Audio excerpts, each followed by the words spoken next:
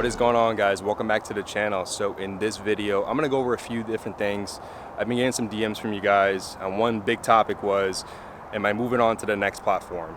And that platform is the G8X platform. So as you can see behind me, I got my F80 M3. So enjoy the video. I'm gonna go into what my thought process is if I'm moving on to the next platform. So stay tuned. All right, as you can see, change of scenery. I didn't want to be outside. The wind was kind of like cutting out the mic a little bit. It's pretty windy at this park. Addition with that, there's probably like worms that were falling on me from the trees. I am in a big park. So with that being said, we'll just take this conversation inside the car. I'll throw some overlay of some shots of my car, so you're not just constantly looking at me. But in this video, like I said earlier, I'm gonna deep dive and give my thought process of if I'm gonna move on to the next platform. And that platform, like I said earlier, is the G8X platform. I do feel a lot of the people that are watching this that own F80 or F8X platform are having the same dilemma if you should decide that you're going to be moving on to the next platform. Sure, a lot of them that have moved on to the next platform, they've leased their cars. They just like a new car every 2 to 3 years or whatever the lease terms are. Me personally, I financed this car and I got a really good deal. So to go into that, technically I'm the first owner of this car. This car, when I bought it, it had about 6,500 miles on it. This was a executive owned vehicle, which means somebody from the dealership, whether it's the GM, supervisor, whatever supervisor, manager, was taking this car as their personal vehicle to drive to and from the dealership. So that was one of the perks for them. Luckily, the person that drove this car really took care of it. When I bought the car, it looked brand new. Had very little bit imperfections, maybe a little bit rock chips here and there in the front because the guy never really had PPF or paint protection film in the front. So basically I bought this vehicle being the first owner of the vehicle. Addition with that, I had this really good warranty. So a lot of you guys that purchased this car, you guys gotta think, should I get extended warranty? What's the issues after the warranty period? Luckily, I'm insured with Goto, and Goto has something called mechanical breakdown. I have another video I'll link below that kind of go deep dives into what Goto's mechanical breakdown is. And excuse me for my editing for that. That was like years ago when I did that, maybe when I first got the car, so my editing wasn't as par. But basically what mechanical breakdown does, it acts as like an extended warranty after my factory warranty expires. So it covers my car for 7 years, up to 100,000 miles. And that covers anything from mechanical issues, whether it's the brake, engine. It doesn't cover any wear and tear. Like I said, there's more information about that into the other video that will link in the description. So another reason why I wanted to do this video, I'm sure a lot of you guys that own a F80, F82, or F83, you're thinking, should I move on to the new platform? I'm sure a lot of you guys are seeing social media and Instagram, anything, TikTok, whatever you guys follow, and you see a lot of people moving on to the new platform. One thing I will say is don't feel pressured. Don't feel pressured because it's the newest thing and you want to live up to the clout hype. End of the day, you have to do what's best for you and what works for you. So one thing, if you guys have been following this channel for a while, I've always wanted an M3. M3 has always been one of my dream cars. I'm very thankful to be able to own this vehicle. But during the process of owning this vehicle or looking for this car, I was looking on Car Gurus. I looked anywhere. I didn't really care about being a car that was locally. I wanted a specific color and a specific transmission. So during that process, I was looking for a M3 in a manual, which I have, and also either an Austin yellow, Yasmarina blue, or Secura orange. So those are the three colors I wanted. Obviously, I knew I wasn't going to get a Nardo gray or something individual because at that time in 2018, they were, number one, way too expensive for me to kind of look for and to fit into my budget. But eventually I found this F80 M3 in Minnesota. So went over to Minnesota, sight unseen. I bought the car, loved it, drove it all the way back, 26 hours back to Florida. If you guys want me to go a little bit more into that. I'll throw some clips and stuff. If you guys want, I can make a separate video of how I got this good deal, and kind of deep dive into that, and also throw in some clips that I've taken on Snapchat about me purchasing this vehicle, the day of me purchasing the vehicle. So the F8X platform has been a very solid platform. The only major issues you have with this type of vehicle or this S55 engine is obviously the notorious crank hub. I'm still in my stock crank hub. I haven't tuned the car. I plan on tuning it hopefully this winter sometime after my warranty is over.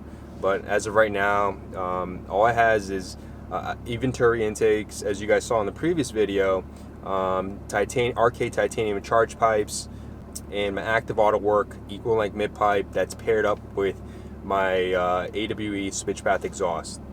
With that being said, the car is pretty much just almost full bolt-ons besides the downpipe and also the tune. But the F8X platform is pretty solid. I've spoken to various BMW techs, and they always tell me that these cars are built solid. The technology that's built into this vehicle is a lot of fail safes, so it prevents the car from breaking down or having catastrophic failure, which is good to know. Techs, they said this is a really solid platform. The engines are pretty solid. This car really holds a lot of power. Me personally, I don't strive to be the fastest car. I strive to be the best looking car. I'm very into aesthetics. Obviously you can see it with the wheels, the suspension. So I've always wanted an F80 M3. The car is gorgeous. The front end is a beautiful car. It has these nice aggressive lines along with the extremely wide fenders. Another reason why I went to the F80 instead of the F82, I just think the wider fenders in the rear just makes it more pronounced. But the car, there's perks about it, and then there's cons about it, which I'll make another video about later. But some of the things I wanted to talk about is also too, I think M3 Bros, I'm sure it's Flavio, he mentioned this on an Instagram post. I would never really think, this is what he said, I'll screenshot it and I'll put it right here. Something along the terms, he goes, I never really thought that I would be buying a car 2 years ago and it hasn't depreciated.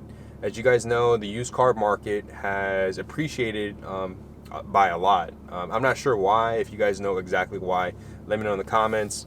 But I bought this car for about $63,000, and with everything I said before, being the first owner, having the extended warranty through my insurance, and also having only 6,500 miles on it. I had the car basically was brand new to me. So I bought the car for $63,000. If I were to put this car back to stock, stock wheels, stock suspension, and all the modifications taken off, because dealers love that, or even a new buyer would love that, and I could probably get rid of this car for the high 50s. I wouldn't lose too much on having this vehicle. The car only has 28,000 miles on it. So I think when the G8X platform came out, I think we were all pretty shocked. I think that platform, or that new whole design, was just totally different that we weren't expecting.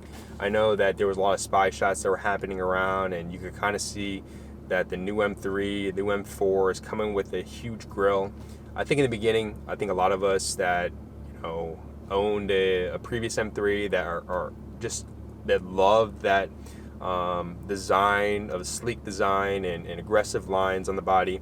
I think we just didn't like it because it really steered away from what that whole front end looked like. And as you can see, a lot of people remind the rear end of that G8X platform. It looks like a Lexus a little bit. The taillights at least look like a Lexus. But my initial thoughts of the G8X platform, I didn't like it. I'm going to be honest, I didn't like it. I think it was more of me wanting to convince myself to not make a decision of selling this car and going to that new platform. But as I see it now, and I've seen it a couple times in person, it looks really interesting. I'm not gonna lie, it's a gorgeous interior. The interior has by far stepped up their game. Going into this interior to the G8X interior, it blows it away by far a lot. One thing too, the front end has grown on me. I'm not gonna lie, the front end of the G8X platform has grown on me. It doesn't grow on me in every single color, but there's very specific colors that looks okay with, you know. Me personally, I'll share with you guys. I have a fiance, and we're supposed to get married this April, but COVID hit. So, you know, unfortunately, if you guys are watching this and you're in the same predicament as me, where you had to postpone your wedding, I feel for you. It's a lot of stress. We were supposed to get married in Costa Rica back in April.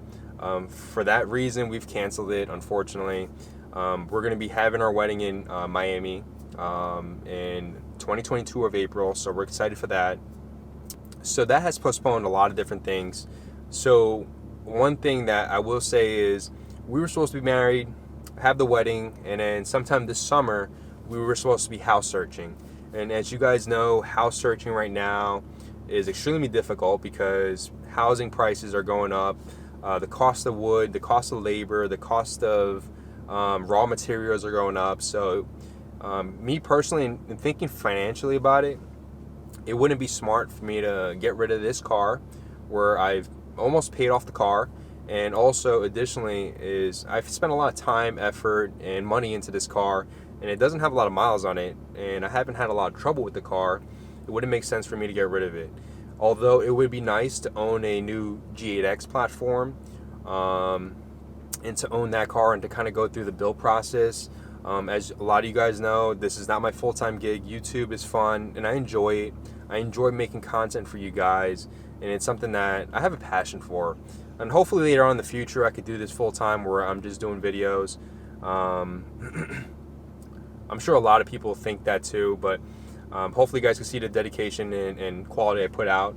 But going back into it, my thought process of, is it financially a good idea? For me personally, it wouldn't make sense. Like I said, this car is almost paid off.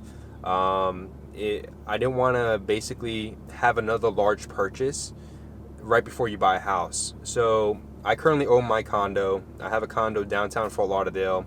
I've been there for about 6 years, so I've gained some nice appreciation on the condo.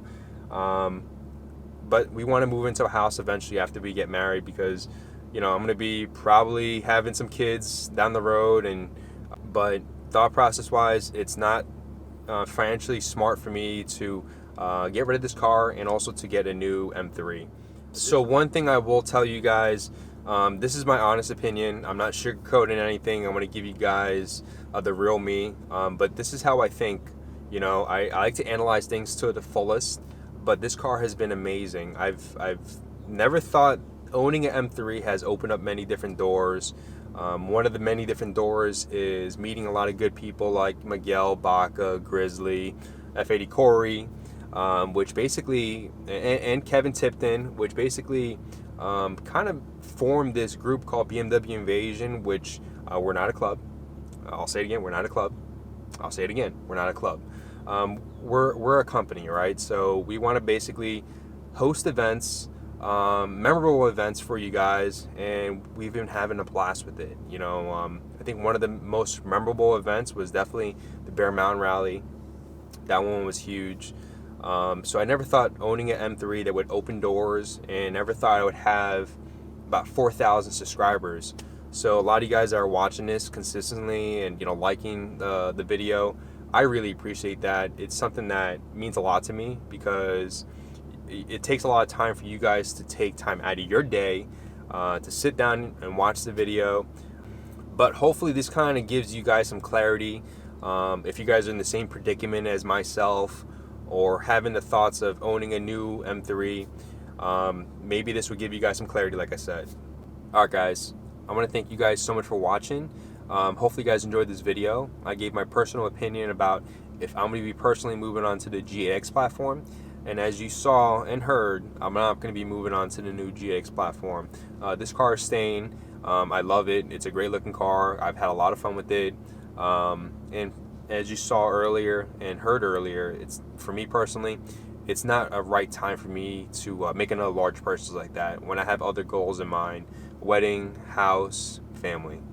So on that note, I want to thank you guys. I want to invite you guys, if you guys haven't subscribed to this channel. If you guys haven't already liked the video, please like the video. It helps my small channel grow, and it's free for you guys. But on that note, I want to thank you guys again, and I'll see you on the next one.